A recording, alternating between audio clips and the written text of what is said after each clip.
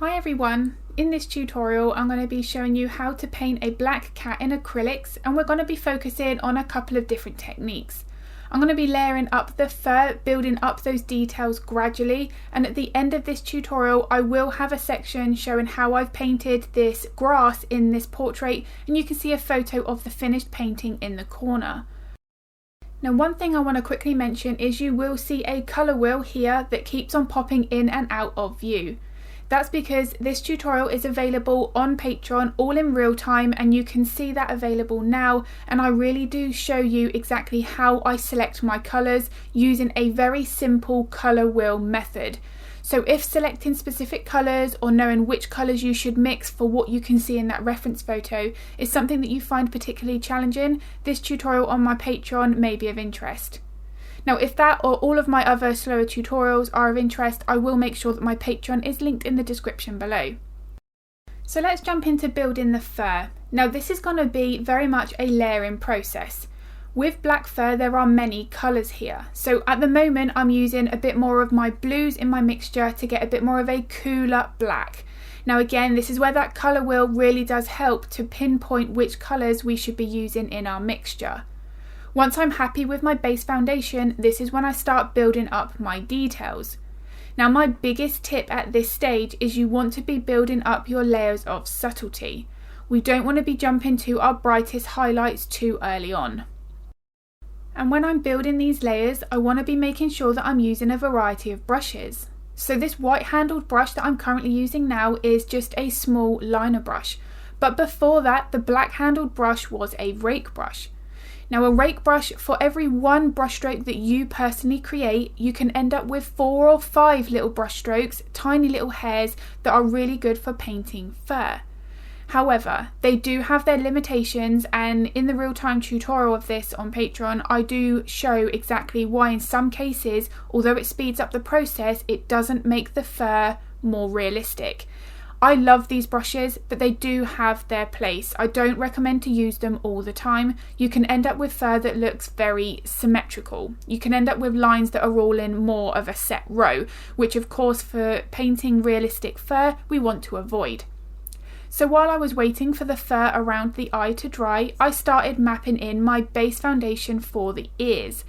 Now, I have a focus tutorial here on YouTube, and it is all about painting cat ears. I will link that in the description below if that's of interest.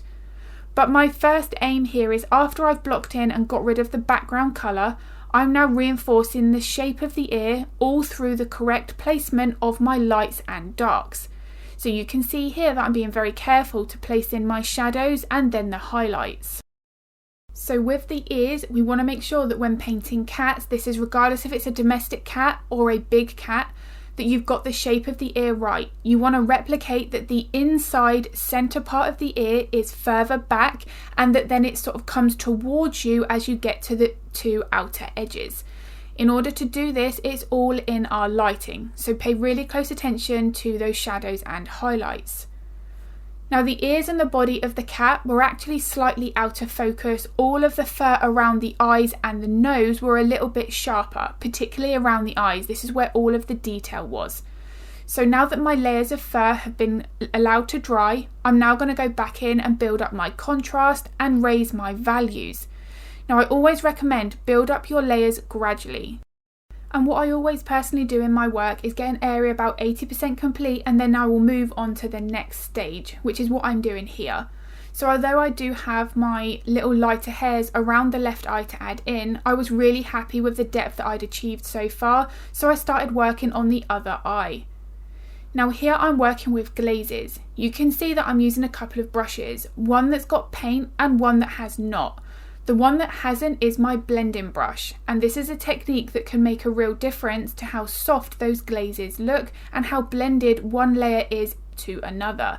And as I say, if these techniques here are of interest, I show all of this in the real-time tutorials on Patreon, and with this tutorial you get the reference photo, line art and full material list. It's a perfect one to follow along to.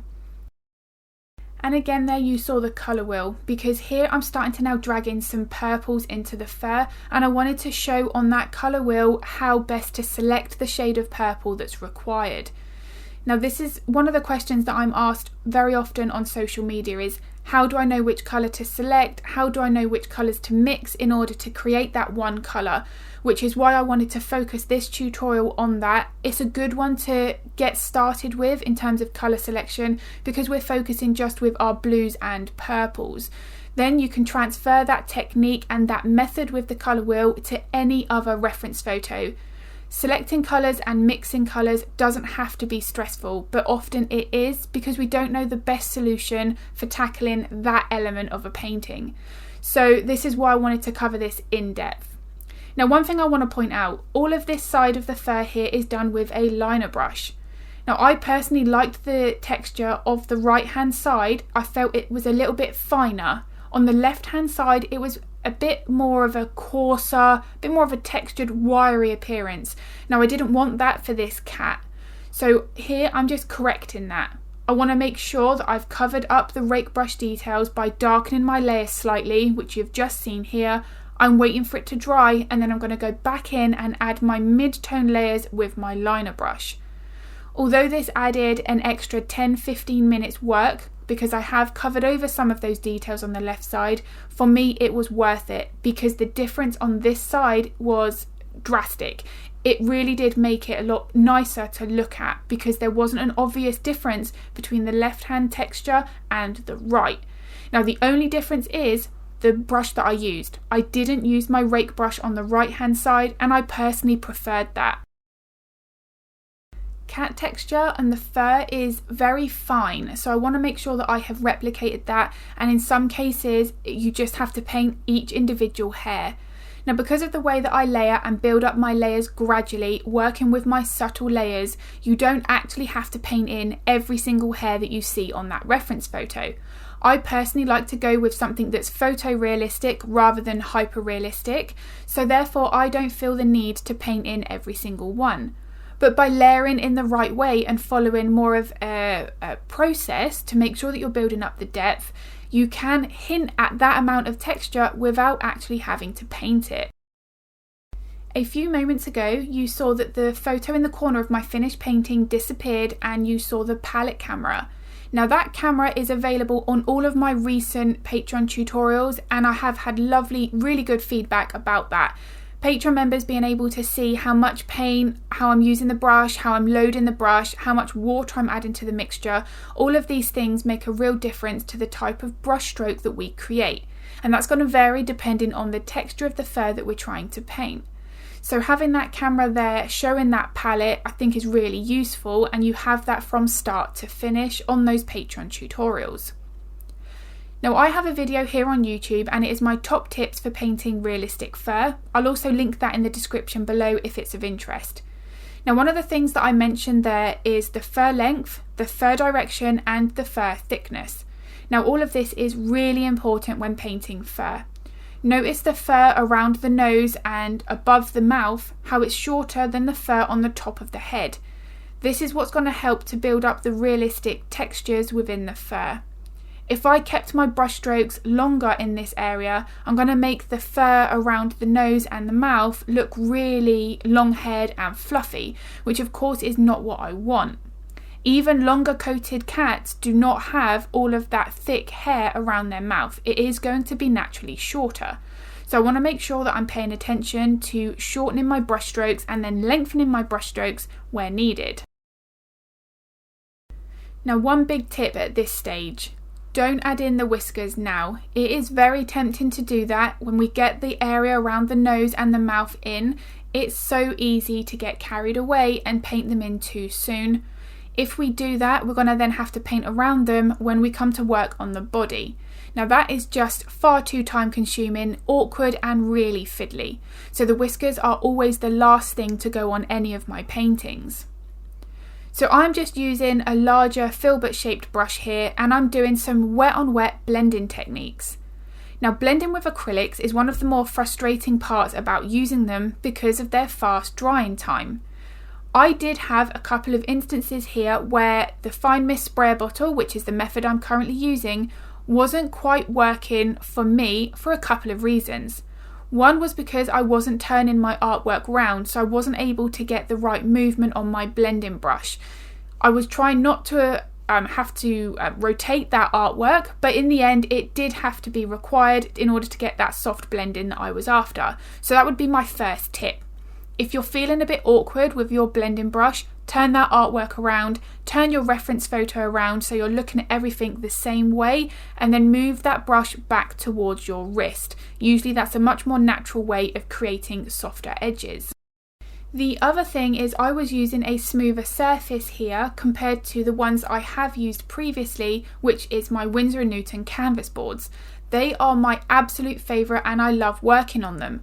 But I do have to apply 2 to 3 layers of gesso to get that surface a little smoother so that I can get the fine details that I personally like in my paintings. Now I wanted to try and find a surface where I didn't have to apply that gesso, and I wanted to make sure that I was then able to use it straight from the packet.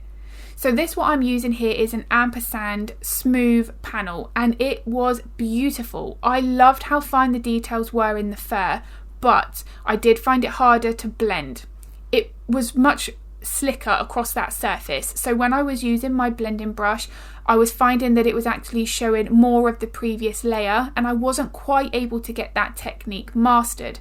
But I do think it was a little bit more down to the fact it was a new surface that I'm not used to painting on. I will use this fine mist sprayer bottle and blending technique on another project when I'm more confident with this surface. But what I ended up doing here is, and this is the technique I'm using now, is I am dry brushing. Dry brushing can have some negative reviews, but it can really help. And this is one thing that I found was really beneficial on this smoother surface. Okay, so onto the grass. Now I want to make sure that I'm working a little bit more from dark to light to start with. I personally just feel it's a bit easier for me to tackle the grass than if I go in with my highlights first. Now because I do mix between my lights and darks in most cases when painting grass, I don't think it matters so much which you start with, but I personally do find it easier to start with my dark greens. Now I'm using a larger liner brush, and this is going to enable me to create longer lines but also thicker lines. Now how much pressure you apply to a liner brush is going to affect the type of brush stroke that you create. Obviously the longer that brush is in contact with the surface, the longer that line is going to be. The more pressure you apply to that brush, the thicker the line is going to be. So both of these things at the same time need to be taken into account. I've now added a little bit more of an unbleached titanium white just to get a bit more of a lighter mixture. What I'm now doing is applying that brush stroke. I'm then using a blending makeup brush to soften out my edges. Now the reason being, I wanted the first few layers of grass to look like they're a little bit softer and out of focus. I didn't want it to be completely blurry, but I also didn't want it to be in full detail. So I'm using this makeup brush purely just to soften the edges rather than blend them. One big tip when using a blending brush, there are loads out there that are designed specifically for artwork. However, I find that they shed and drop their bristles like crazy. Whereas makeup brushes, I don't seem to have that happen. So that is definitely my preference rather than using traditional paint brushes. Now all of this technique and how I'm working with this blending brush, it does take a little bit of practice, but as long as you make sure that brush is relatively clean in between your brush strokes and between your blending techniques, then it means that you're not going to be transferring paint over areas where you don't want it. So you do certainly want to be working with a brush that's dry and that isn't contaminated with too much wet paint. If you're working on a larger scale and you're using a blending brush, as I am here, to soften your edges, you will end up having a lot more of that wet paint on the end of the brush and it just won't blend. When you get to that point, you're better off just either cleaning it, waiting for it to dry, or ideally like I do, I have 2 or 3 in my to the side of my easel. If I get one that's too covered in paint, I will just switch it over for a fresh one. Now knowing how to paint realistic grass can actually add a lot more depth to the painting, especially if you want to ground that subject. So you don't want to make that animal look like it's floating, and a little bit of grass can really help. Now I did copy the reference photo pretty much exactly for this painting, so here I wanted to just make sure that I replicated at the right amount of grass texture. Now of course all of this is available on Patreon in that real-time version, so I'm explaining everything as I'm working. All of this is done with a voiceover while I'm painting, so that every process, every detail, every reason and decision I make is explained thoroughly. It is a perfect one to follow along to.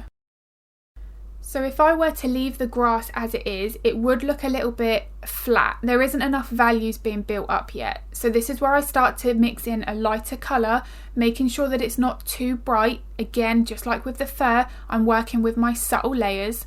And here I'm just gradually building up the depth.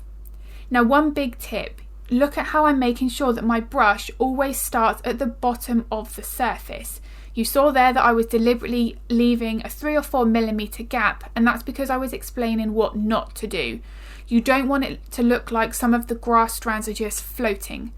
Now that doesn't mean that all of them should start at the bottom edge, but because of how I'm layering the grass, I'm working with the grass that's further in the distance first, and then each layer I'm adding is going to be closer to the viewer. Therefore, it would naturally all start to overlap the grass that we painted in first. But for these last layers, I want to make sure that the grass is definitely in contact with the lower edge. I don't want there to be any gaps.